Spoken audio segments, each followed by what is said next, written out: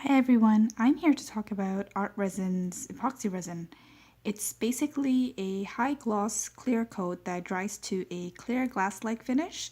The finish is just beautiful, the product is just amazing. Now, there are many resins available in the market, but I chose ArtResin for several reasons. First, safety. I have two kids running around the house, so a safer product is a better product for me. So, first of all, when you're using art resin, there are hardly any fumes. When you're working with the product, you can hardly smell anything, so that's a great bonus. On top of that, there are no VOCs, so that's another great plus. Secondly, I chose this product because it's a simple mixing ratio, so it's 1 part resin to 1 part hardener. It's super simple. And lastly, there's no yellowing of the resin over time, so even if you put it out in direct sunlight, it will not yellow over time. So that's another great reason why I chose art resin. Now, I live in Canada, so I purchased my art resin kit from Curry's art supply store, but you can also get this on their website. I'll leave the link below in the description box.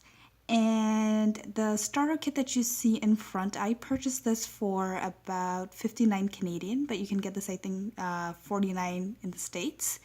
And it comes with a 16-ounce bottle of hardener and a 16-ounce bottle of resin. And when you combine the two, you will get a coverage of about 8 square feet, a little bit more in my opinion.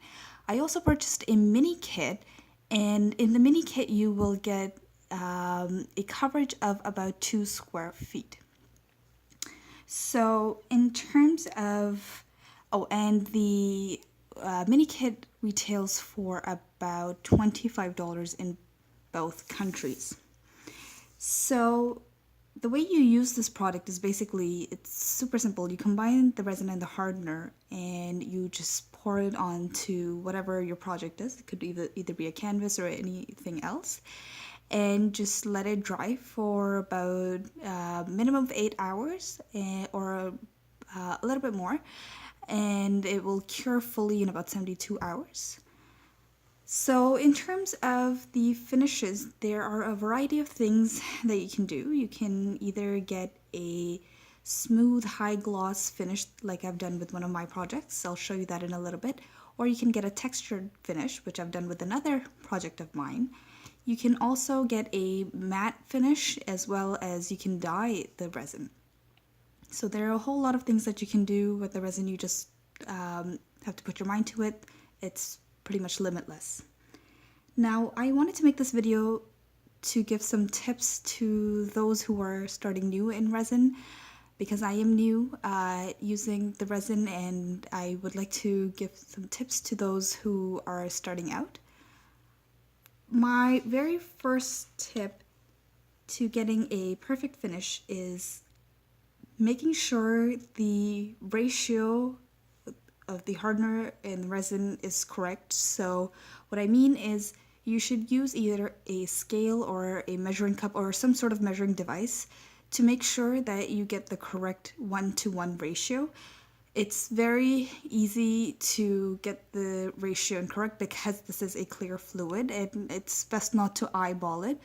It's better to make sure that you have the correct ratio, otherwise you are going to end up with a sticky resin that's not going to harden. My second tip is mixing thoroughly. The recommended time is 3 to 5 minutes, and it's not easy to tell if you've mixed it because this is a clear fluid. So it's best to use either your phone, an alarm clock, or anything basically to make sure that you have mixed for a recommended 3 to 5 minutes.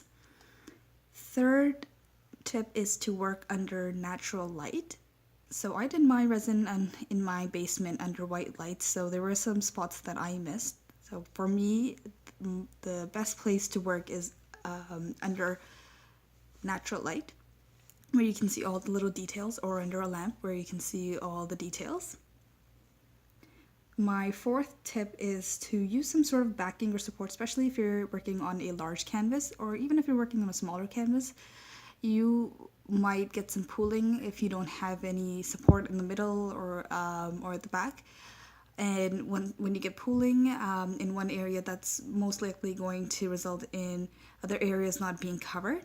So my tip is to use some sort of, and this is a tip that I believe ArtResin gives as well, is to have some sort of backing to support your work.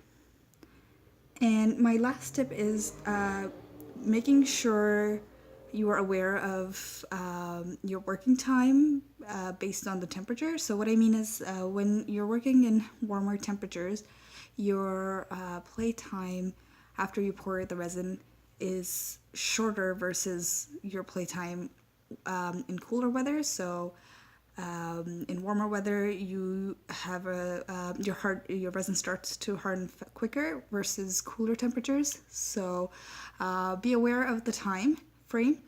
And so right now I'll show you my work. This is the smoother. This is the first piece that I did, the smoother finish. Not sure if you can tell. And the second one is right here. You can see the textures.